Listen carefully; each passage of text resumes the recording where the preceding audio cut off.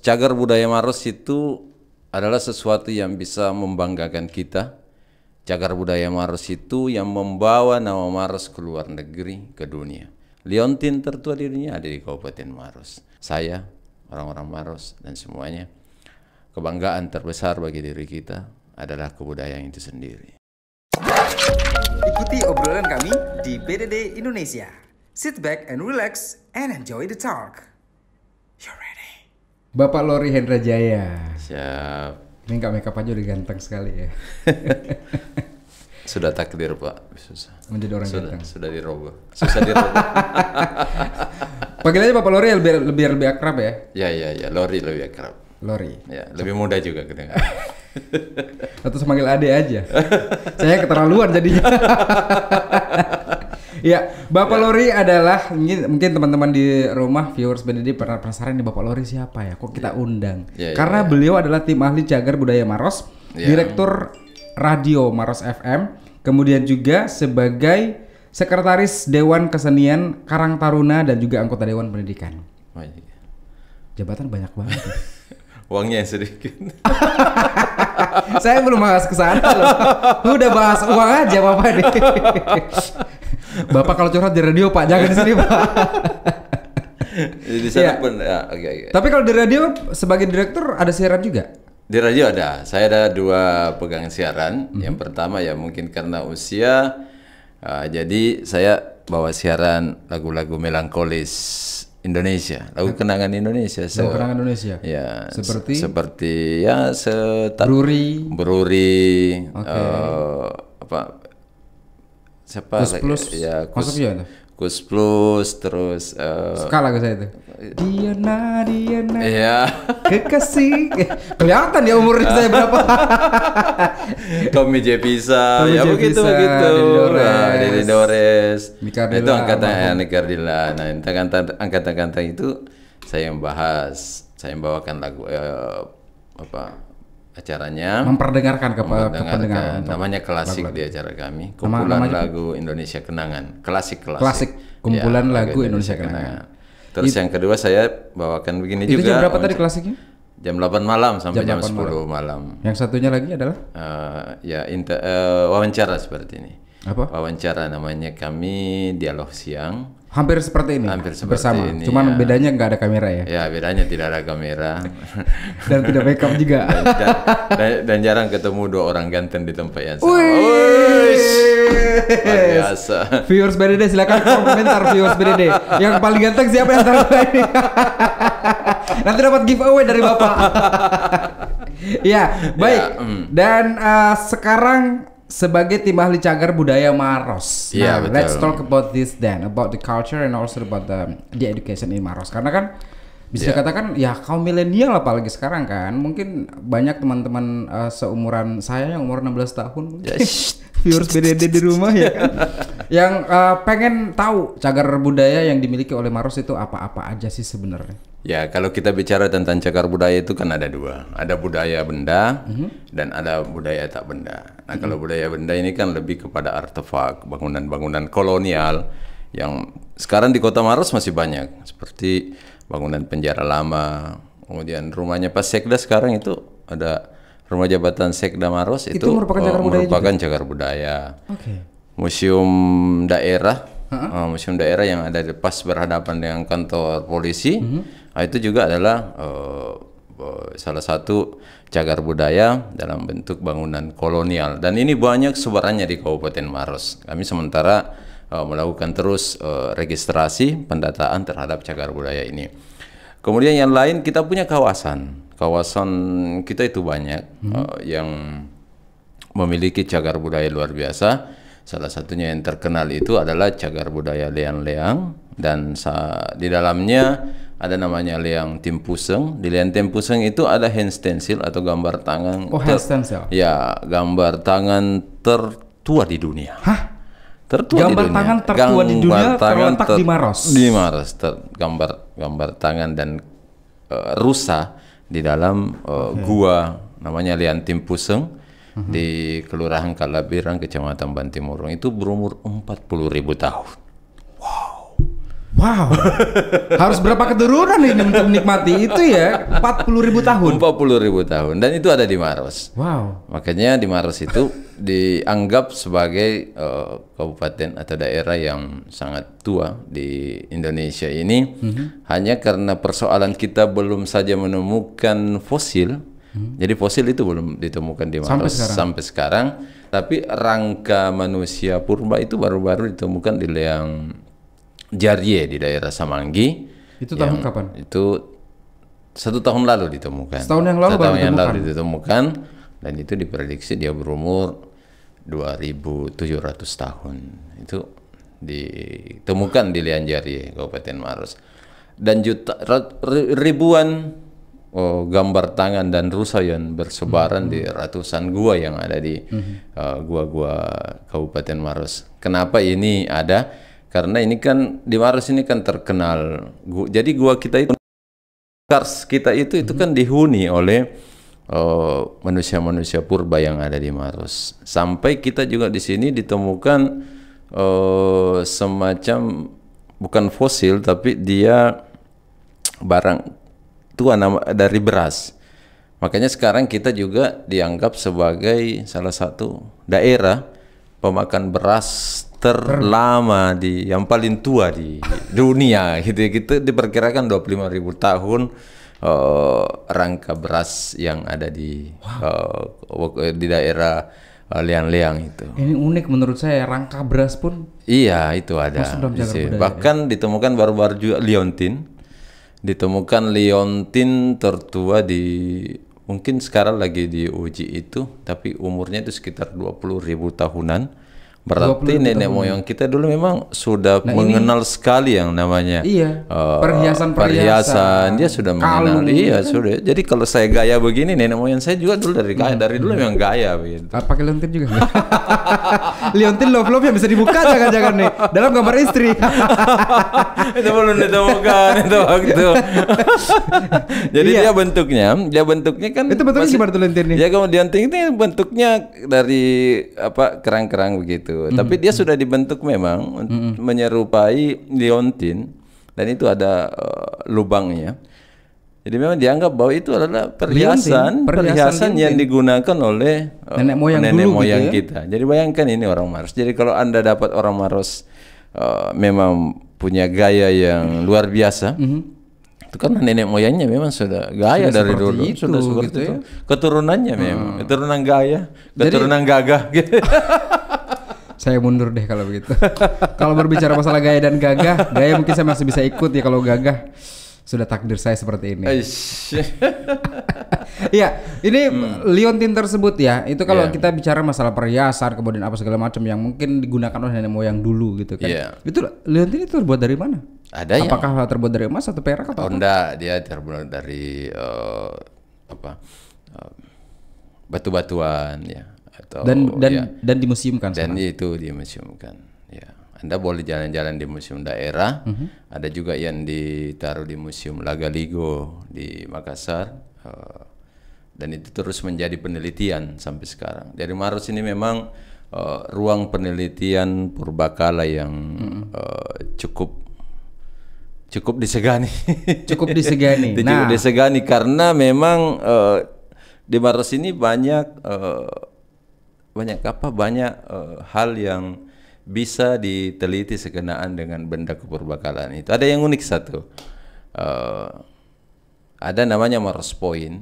Maros Point itu anak panah yang terbuat dari batu, yang runcing. Nah itu hanya ada di Maros. Dikenal memang di dunia, di dalam dunia kearkeologian itu memang namanya Maros Point, dan hanya ada di Maros itu. The only one gitu ya, cuma ada di Maros. Iya, hanya ada di Maros. Itu salah satu benda yang ditemukan di dalam masa Megalitikum. Dan itu ditemukan di Maros Point. Itu banyak sebarannya. Ada di Leang, ada di Malawa, ada di mana. Itu banyak sekali. Dan itu adalah alat yang digunakan oleh orang dulu purba untuk berburu. Dari segi kacamata Bapak Lori sendiri melihat di kaum anak-anak milenial saat ini, teman-teman di luar sana aware nggak sih dengan cagar budaya yang dimiliki oleh Maros yang begitu kuat, begitu kental, yang bahkan bisa dikatakan sebagai kebanggaan orang Maros, ya kan? Cagar budaya salah satunya adalah yang tertua di dunia, bahkan mungkin pernah diklaim sama negara lain gitu kan? Iya. Negara apa yang pernah klaim? Kalau kita tidak pernah negara yang mengklaim tertua itu Spanyol. Dirinya ada gua di sana. El Castillo ya kalau tidak salah namanya itu. Tapi ternyata Maros membuktikan bahwa itu 39.000. 39.000. Nah, kita 40.000 kita tahun. 40.000 tahun. Oke, berarti Maros lebih tua daripada lebih tua dari Spanyol itu. Ya. Tapi orangnya masih muda-muda yang banyak. Nah, saya mau menjawab pertanyaan ini menarik ini. Yes, kenapa? Karena anak-anak muda kita, milenial kita sekarang kan sudah dipengaruhi oleh sesuatu yang sangat luar biasa. Yes. Lebih kencang dari corona ini ya. Era modernisasi. Era modern sehingga melupakan hal-hal yang harusnya membanggakan dirinya. Jadi anak-anak muda yang care ke benda budaya, cagar budaya, itu adalah anak-anak muda yang memang apalagi namanya, karena bawaan ada stimulus dari keilmuannya begitu. Karena dia kuliah di arkeologi, maka dia care. Atau karena dia memang hidup di seputar orang-orang yang cinta benda pusaka, dia care dan sebagainya. Sebenarnya jumlahnya sih di Maros masih banyak, masih lumayan lah, masih untuk lumayan. Kaum milenial tersebut. Kaum milenial masih lumayan, masih ya kami banyak berhubungan dengan beberapa lembaga adat ini kan masih hidup di Maros. Lembaga adat. Jadi lembaga adat itu di beberapa kerajaan tua di Maros itu masih hidup dan memelihara benda. Termasuk sanggar-sanggar. Sanggar masih bagus ya. Cuma kan ini lebih banyak yang tidak ya. Banyak ya. Banyak yang suka tapi lebih banyak lagi yang tidak. Karena mereka sudah tidak dikenalkan dengan masif ke mereka tentang cagar budaya ini. Nah, ini harusnya dibuka ruang ini di dunia pendidikan. Nyambung ke posisi Bapak juga sebagai anggota dewan di bidang pendidikan itu gitu kan? Kami dari anggota dewan pendidikan memang salah satu rekomendasi yang kami berikan kepada pemerintah adalah pengenalan sejarah Kabupaten Maros melalui pendidikan tersebut di sekolah-sekolah. Pendidikan itu baik formal maupun non formal gitu ya. Yang penting bahwa itu harus diberikan asupan ilmu pengetahuan tentang sedari dini supaya mereka mencintai Maros. Karena begini, di dalam satu Pameo ya mengatakan bahwa tak kenal maka tak sayang, tak sayang maka tak cinta, begitu. Jadi kalau Maros ini tidak dikenal, jangan diharap untuk disayang, jangan diharap untuk dicinta. Tapi kalau anak-anak muda ini mengenal Maros secara baik, dia kenal tadi Lian Timpusan dia kenal, Lian Jaria dia kenal, Lian dia kenal, Raman-Raman dia kenal, dan jutaan hand stencil yang ada di kawasan itu dia kenal, maka dia pasti akan menyayangi Maros. Kenapa? Karena dia tidak mendapatkan sesuatu yang mengalahkan Maros di dunia ini dalam cita rasa kebudayaan tersebut. Gitu. Nah, belum bicara kita kebudayaan tak benda. Kita punya syair-syair yang bagus, kita punya cerita rakyat yang banyak, kita punya elong-elong dalam bentuk syair, kita punya gendang khas di Kabupaten Maros yang dikenal dengan Tunrun Talua.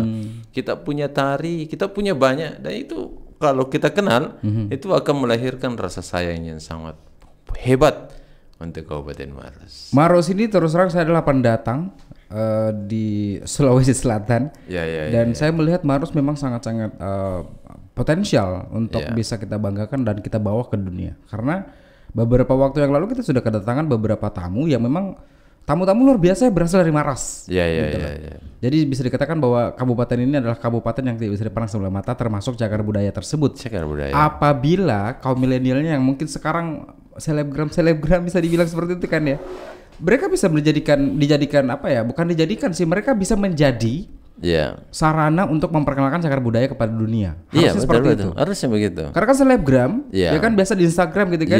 Itu kan enak sekali karena pada saat Instagram everybody can access. Semua orang bisa akses ke dalam Instagram tersebut. Dan ketika si selebgram tersebut memperkenalkan cagar budaya ke luar negeri bahkan ke dunia. Ini sangat membantu pemerintahan kabupaten harusnya yang ada di Maros. Itu yang harusnya terjadi. Itu yang kita harapkan.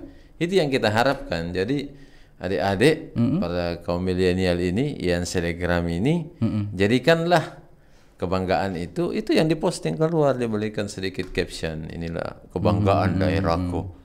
Foto misalnya OOTD gitu kan, outfit of the day, terus foto di mana? Foto latar belakang. Apa kalau di liang-liang itu kan cantik sekali itu latar belakang ini Cars. Latar belakang Cars itu sebagai gugusan Cars terindah kedua di dunia setelah Cina. Nah, itu harusnya difoto, kemudian diupload, pasang caption. Caption. Caption apa kira-kira yang cocok nih? Untuk memperkenalkan cagar budaya Maros. Bangga menjadi orang Maros. Panjang banget Pak captionnya. Sorry, hashtag. Saya berbicara hashtagnya. Hashtag. Iya, sorry. Saya yang salah. Maaf. Itu caption ya. Kalau caption dipasang seperti itu. Oke, tapi kalau hashtagnya bilang aja. Hashtag apa? Ya, Cars terindah kedua. Cars terindah kedua. Yang paling penting adalah cagar budaya Maros. Itu juga hashtag lagi. Yes, cagar budaya Maros. Kan 3 kata aja tuh. Iya, gitu. Nih teman-teman viewers di rumah tuh, terutama di Maros nih. Ataupun yang bukan dari Maros. Kalau datang ke Maros, foto-foto di mana di cagar budaya tersebut, jangan lupa hashtagnya. Hashtagnya apa Pak? Ngomong dong sama. Hashtagnya cagar budaya Maros. Hashtag cagar budaya Maros. Nah, tuh gitu. Ya kan. Jadi ada cara kita untuk memperkenalkan cara budaya kita melalui teman-teman selebgram. Ya betul. Ya kan? Ramang-ramang itu banyak yang mengatakan bahwa ramang-ramang itu dia dijuluki sebagai surga dunia katanya. Karena begini, ramang-ramang itu kan objek wisata yang memadukan antara Kars dan kemudian jalur sungai alam dan gitu ya. hamparan padang yang dilatar belakangi oleh Kars itu sendiri. Ini kalau diibaratkan perempuan seksi banget ini. Luar biasa. Seksinya minta ampun ya. Dia eksotik. Sama dengan sekarang Dinas Pariwisata kan ambil apalagi namanya. Dia punya moto sekarang itu. Apa itu? Maros exotic place in Celebes. Gitu. Karena eksotik yang seperti tadi itu. Eksotik, lebih eksotik, lebih cantik daripada Sas, maaf ya. Maaf ya Sas. Iya, tapi kalau berbicara masalah kebudayaan, cagar budaya, kita menyerempet lagi dengan kaum milenial, gitu kan, anak muda zaman sekarang. Kalau kita menyerempet ke anak sekolah, mungkin bisa kita bikinkan lomba atau segala macam cerdas cermat yang sekarang sudah redup gitu kan. Kita angkat lagi mungkin dengan memperkenalkan ke mereka melalui kuis-kuis itu ataupun melalui selebgram tadi. Kemudian kita bikin kuis segala macam. Kenapa saya jadi bintang tamunya di sini ya? Bikinkan kuis. Enggak, saya beride aja Pak. Nanti saya sambung idenya. Ya kan? Nah, kita bikinkan kuis, kemudian kita menggunakan hashtag tadi, bikin lomba, kemudian ada giveaway. Sekarang kan zamannya giveaway kan? Orang-orang kalau bikin buka Instagram, ada giveaway, ada hadiah. Mereka pasti ngotot pengen ikut. Mereka pasti ada optimisme untuk menang. Gitu kan, ketika ada seperti itu, mereka masuk, itu juga secara tidak langsung memperkenalkan cagar budaya kita ke di dunia gitu kan. Misalnya mungkin mereka diminta untuk foto dengan gaya sekeren mungkin, dengan menggunakan pakaian apa terserah OOTD-nya, yang penting harus di cagar budaya, backgroundnya cagar budaya tadi gitu. Jadi tahun lalu itu kami sudah bikin programnya bekerjasama dengan Dinas Pariwisata, dan itu kami lombakan lomba foto museum. Kemudian kami untuk anak sekolah kami buat satu program namanya Museum Masuk Sekolah. Jadi semua yang ada di museum itu kami sosialisasi di sekolah. Kami keliling sekolah untuk memperkenalkan benda budaya kita. Kemudian untuk anak-anak milenial atau anak-anak yang care dengan benda pusaka kayak badi itu. Badi atau koin-koin yang lama, uang-uang tua. Itu kami berikan lomba. Seperti? Ya memang kami buat pameran dan lomba itu, lomba cagar budaya. Setahu lalalipa. Oh, ada memang seperti itu ya? Ada gitu. Itu namanya apa dalam bahasa Bugis? Sitobo? Sitobo lalalipa itu Lalalipa. Makassar. Sitobo lalalipa kalau bahasa Bugisnya itu biasanya berarti lomba apa dong kaum milenial? itu tadi lomba-lomba itu. Cuma yang ikut kan rata-rata umur 40-an ke atas. Masih yang milenial masih menjadi penikmat. Tapi kami sudah syukur kalau ada hadiah tapi ya. Hadiahnya lumayan kemarin. Hadiahnya mungkin hadiahnya bisa foto bareng sama MC atau host yang tampan ini. Tidak, memang hadiahnya jutaan itu. Jutaan. Iya, lomba itu kami beri ini. Terus kami kerjasama dengan lembaga kebudayaan membuat sosialisasi dan itu alhamdulillah tahun ini kami akan melakukan lagi. Nah ini dia, apakah dia rutin atau cuman stop sampai di situ saja? Kita mungkin dalam 3 tahun ini melakukannya. Ini kan karena pandemi jadi terundur, jadi mungkin bulan-bulan 10 atau 11 kami kembali keliling sekolah untuk ini. Kami menawarkan sebenarnya ide kepada para pelaku jasa usaha pariwisata yang punya travel itu untuk menjual paket yang ada di Maros. Misalnya ini kan bagus ini kalau dia jual paket Bantimurung, Leang-Leang, Ramang-Ramang ke anak sekolah, ini agak bagus ini. Yes betul. Iya, ini agak bagus. Itu mereka bisa dipanggil untuk selain berwisata, mereka bermain outbound gitu ya. Mereka memperkenalkan diri karena yang akan mereka lewati ini kan ada ilmu pengetahuan di dalamnya. Di Leong itu banyak sekali stensil yang lengket di gua-gua yang bisa diceritakan ke semua siswa yang ikut. Itu sebenarnya bagus. Jadi betul. dan itu tidak gratis karena mereka membayar untuk mengikuti itu. Jadi biaya administrasinya membayar ada, administrasinya. Cuma kan kami hanya melemparkan ide karena kami kan ini bukan pelaku gitu ya. Cuma idenya kami berikan dengan harapan bahwa kalau mereka menjalani ini tour itu bukan hanya mereka rekreatif, tetapi pengetahuan mereka bertambah. Nah, ada nilai edukasinya. Ada nilai edukasi. Nah, disitulah kami bisa ikut di dalamnya memberikan materi kepada siswa bahwa yang ini yang kamu lewati ini loh, yang kamu lewati ini namanya Leang-Leang. Di Leang-Leang ini ada gambar rusa, ada gambar telapak tangan. Itu umurnya 20.000 tahun. Ada liam petakere, ada ini, ada. Pokoknya begitu yang kami sampaikan. Ada kera endemik, namanya macaca maura, yang hanya ada di Kabupaten Maros ini. Gitu. Jadi kita sebagai masyarakat Maros, anak-anak Maros, anak muda Maros harusnya bangga dengan itu ya. Harus bangga. Bukan lebih ke western gitu ya? Jangan. Western juga, tapi jangan lupa budayanya. Mantap. Justru kita kalau bisa ya memperkenalkan budaya kita, budaya lokal Maros ke western gitu kan, harusnya seperti itu. Bahkan kita ini adalah salah satu daerah yang didatangi oleh peneliti serangga atau insect di dunia yang ada pada tahun 1800-an itu ya, ke Kabupaten Maros, dan itulah yang memperkenalkan ke dunia bahwa Maros itu adalah the kingdom of butterflies. Yes, ini sangat-sangat kental sekali dan sangat kuat di benak saya. Terus terang, everybody, semua orang yang pengen datang ke Maros, jalan-jalan ke Bantimurung, gitu kan? Kamu ngapain sih ke Bantimurung? Pengen lihat kupu-kupu. Jadi saya selalu bertanya, hey, what's wrong with the butterflies in Maros? Kenapa harus kupu-kupu yang dikunjungin di sana gitu? Karena memang ini adalah daerah persinggahan dari rotasi kupu-kupu di seluruh dunia. Wow, this is the answer guys. Jadi teman-teman kemarin yang nanya ke Sigal tuh akhirnya tahu sekarang kan? Ternyata Maros dikenal sebagai letaknya kupu-kupu. Letaknya kupu-kupu. Itu adalah karena di Bantimurung. Dijulukin sebagai apa tadi barusan? The Kingdom of Butterflies. Wow. Kerajaan kupu-kupu. Berarti kalau misalnya kamu cari raja kupu-kupu di dunia, ke Maros. Dan kita punya Bapak mau minum dulu Pak.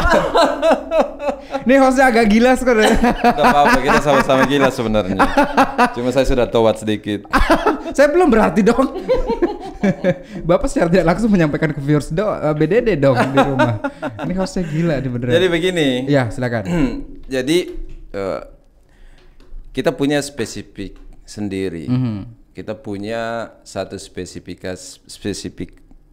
kupu-kupu yang hanya ada satu di dunia di Bantimurun, namanya Papilio blumei. Papilio blumei. Blumei itu dari bahasa mana tuh? Itu kan bahasa Latin ya, tidak diproduksi di sini. Tapi dia satu jenis kupu-kupu dari apakah namanya Latinnya, dari Papilio blumei-nya itu yang ada. Papilio kan banyak. Tapi tidak ada Papilio sigel, tidak ada Papilio lori, tidak ada. Dia sigel, hanya Pak, bukan sigel, kok sigel? Sigel itu dari Zimbabwe, Pak.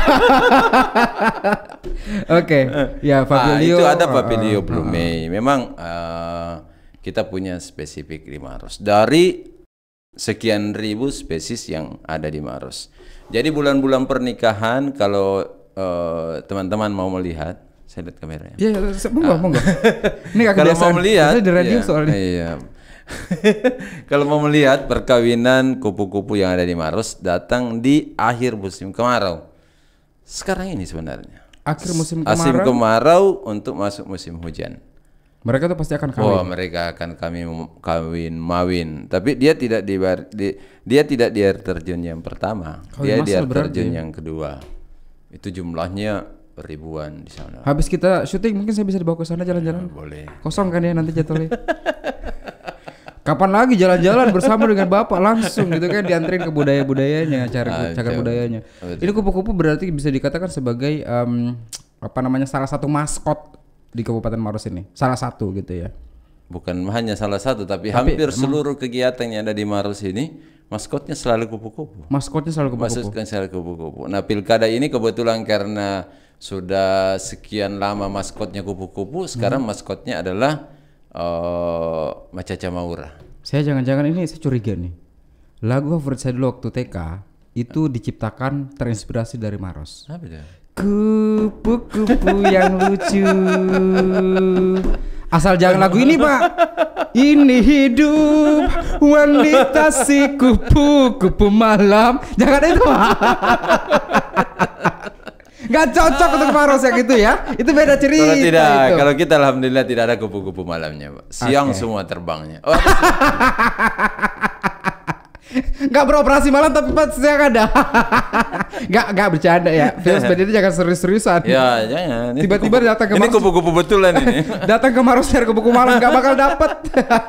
Oke, baik, kita bermain games dulu ya. Oke, boleh. Kita ada games yaitu pilih cepat. Kalau tidak bisa menjawab berarti kita akan berikan hadiah kupu-kupu 1000 di muka Bapak sekarang bertebangan. Baik, enggak? Kita main pilih cepat nama gamesnya. Bapak tinggal memilih dari 2 pilihan tersebut dan harus memilih dengan cepat dan tidak boleh tidak memilih. Siap. Yang pertama adalah berkuah atau tidak berkuah. Berkuah. Oke. Seret ya kalau tidak berkuah ya. Iya. Kurang apa ya? Kurang enak masuknya gitu ya. Saya pemakan mie kuah soalnya. Oh. Oke, habis ini kita akan ditantang dan diajak ke cagar budaya plus makan mie kuah. Saya jadi kayak pembaca iklan. Bapak di radionya butuh apa namanya? VO talent gitu. Untuk ada iklan-iklan mungkin dari ini. Iya, kita lagi produksi banyak iklan. Tapi kalau suara lebih enakan suara Bapak sih daripada suara saya. Ya kan? Makanya saya nggak pernah jadi penyiar radio sih. Yeah. Sering ditolak-tolak sama radio-radio. Baik, yang berikutnya adalah makanan pedas atau tidak pedas? Pedas. Berarti mie kuah yang pedas. Ya, mie kuah pedas. Oke. Film luar negeri atau dalam negeri? Luar negeri. Iya. Suka film luar negeri? Suka. Oke. Genrenya apa? Jenis filmnya? Thriller, horor, romantik? Thriller. Iya. Film luar negeri yang disuka apa? Pasti yang ada ininya ya. Pasti yang ada siapa Arnoldnya ya. Bapak karakternya kalau kita lihat dengan suaranya mirip sama Arnold. Bukan, saya Jason Statham. Saya pikir Jason Mraz penyanyi dong. Transporter ya. Itu. Iya, tapi Transformer suka. Robot-robot begitu suka. Transformer lah terlalu suka. Lebih ke anak-anaknya ya mungkin. Kalau anak-anak. Anak ada berapa sih? 4. Yang pertama? Yang pertama umur 12 tahun. Laki-laki, cowok-cowok. Perempuan semua 4. Oh, perempuan semua 4. Wow. Jadi di rumah saya ya 4 anak perempuan, istri juga perempuan. Iyalah. Jadi saya sendiri laki-laki. Bapak kalau istrinya cowok dipertanyakan, Pak. Diserang Maros, Pak, langsung. Ya. Berikutnya, ini berarti anak-anaknya bisa menjadi ini nanti ya, menjadi ambasador berikutnya. Wish. Ambasador cagar budaya. Boleh. Bisa kan? Berikutnya adalah lagu luar negeri atau dalam negeri? Dalam negeri. Oke, film luar negeri tapi lagunya lebih Lagu ke dalam dalam negeri. Karena mungkin segmentasinya di radio itu ya. Iya. Saya itu wajah Arnold Schwarzenegger tapi hati Tommy J. Pisa. Coba lagu Tommy J. Pisa, coba buktikan Bapak adalah fans dari Tommy J. Pisa. Orang ngomong jangan sekedar ngomong, Pak, dibuktikan, harus ada bukti. Coba bukti, Pak. Coba cari nada dulu, Pak. Bapak, saya kali ini gak mancing, Pak. Bapak yang mancing saya, Pak. Kebalik sekarang, coba, Pak. Malu aku malu. Asik. Terus dong. Pada semut merah. Bukannya beneran malu, guys. Bukannya beneran malu. Pantas milih lagu itu. Yang berbaris di Iya, betul. Terus dong. Menatapku curiga, seakan penuh tanya, sedang apa di sana? Sedang apa? Menanti pacar.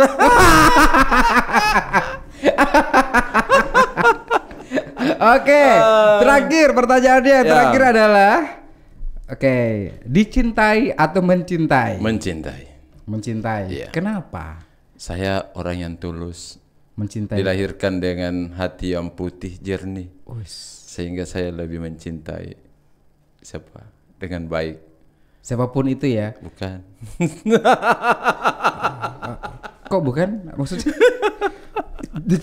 mencintai itu bukan berarti harus mencintai kepada istri aja tercita, tapi mencintai ke sesama secara umum gitu ya. Cinta dalam arti luas. Saya lebih ditakdirkan memang oleh Tuhan untuk lebih banyak memberi daripada banyak diberi. Makanya lebih banyak mencintai daripada dicintai. Bapak sudah berapa kali cintai tapi tidak mencintai balik? Entahlah. Ini wajah-wajah ganteng dan jantan banget, maskulin banget. Cewek-cewek siapa yang gak kelepak-kelepak di masa muda dulu ya, waktu SMA dulu ya. SMA. Sekarang sudah tidak ada. Saya sudah sangat sulit untuk mencintai. Yes, karena sudah. Sekarang zamannya dicintai. Oke.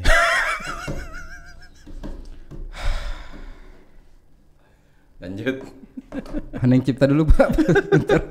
Saya makin sakit kepala dengar Bapak ngomong, Pak. Tapi luar biasa loh. Kata-kata Bapak itu beneran ya seperti itu, memang harus dicontoh oleh teman-teman di luar sana gitu ya. Iya. Ya. Kesimpulannya apa nih, Gem? Kesimpulannya adalah Bapak simpulkan dengan cara memberikan saran kepada teman-teman terutama anak-anak kaum milenial. Sampaikan ke mereka cara melestarikan cagar budaya dan cara mencintainya seperti apa. Karena ini yang bisa dikatakan bahwa inilah yang tergeser dari kaum milenial saat ini dan harus kita kembalikan ke mereka bahwa cagar budaya ini kita sangatlah kaya. Kita kaya dengan itu. Ya. Silakan. Saya ingin mengatakan kepada anak milenial ya, adik-adik ya. Ini saya tidak mau bilang anak-anak.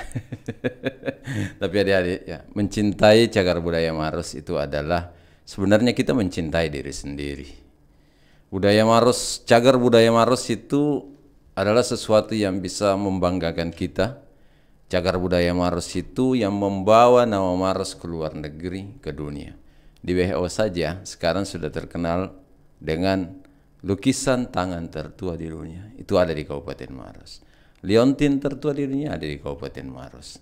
Dan kita harus mengetahuinya. Kita kenali Maros. Kita sebar banyak tentang Maros di media sosial. Dan dengan itu mungkin itu yang bisa kita lakukan sedikit untuk mencintai Kabupaten Maros. Dan seperti itu kita sama-sama, saya, orang-orang Maros dan semuanya, kebanggaan terbesar bagi diri kita adalah kebudayaan itu sendiri. Karena bangsa yang besar adalah bangsa yang memelihara budayanya. Dan Maros memelihara budayanya. Saya Sigal dan Pak Lori maju untuk Maros. Gaya. Pak Lori masuk akal, saya nggak masuk akal banget untuk jadi maju di sini ya. Baik. Bapak kenapa tiba-tiba serius Pak pandangannya Pak?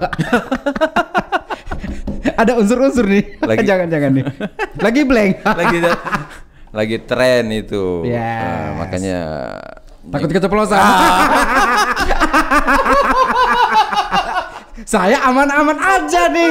Kalau kita bicara. Yes, terima kasih banyak sudah hadir di sini.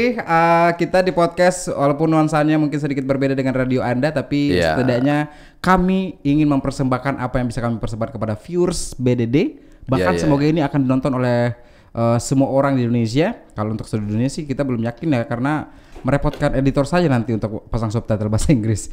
Ya, Sigal pamit mundur. Pak Lori juga terima kasih banyak sudah hadir. Saya sebenarnya mau baca puisi nih. Oh, oke, baiklah. Baca puisi cinta ya. Dari sekian episode di studio kita, ini adalah tamu yang pertama menantang hostnya. Beda ya. Biasa host yang nantang tamu loh. Silakan Pak Lori. Baik, Zigel ya. Yes. Saya baca puisi karena tadi Anda menanyakan tentang cinta. Saya sampai sekarang masih sering membuat puisi-puisi. Masih sering? Masih sering membuat puisi-puisi tentang cinta. Karena saya menganggap itulah yang paling indah di dunia. Wow. Saya bacakan satu puisi yang... Bentar dulu Pak. Mohon maaf viewers BDD yang cewek ya.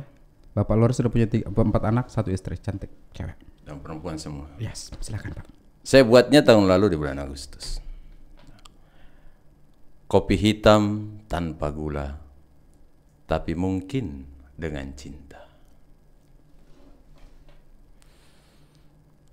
Terima kasih atas kesan yang kau kirimkan pada segelas kopi hitam tanpa gula. Kau mengirimkan pahit dalam geliat air dan kopi, dan aku meneguknya dengan paras basah dan penuh keterkejutan. Kau mungkin mengira ini sangat pahit, tapi manis wajahmu kukirimkan ke dalamnya, hingga tak seorang pun tahu betapa manis itu adalah milikku. Kopi hitam dan pahit adalah pesan hidup, bahwa betapapun pahitnya kehidupan harus dijalani.